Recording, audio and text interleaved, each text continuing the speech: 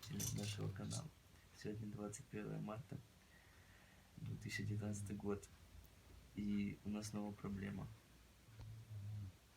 Сосед наш опять храпит.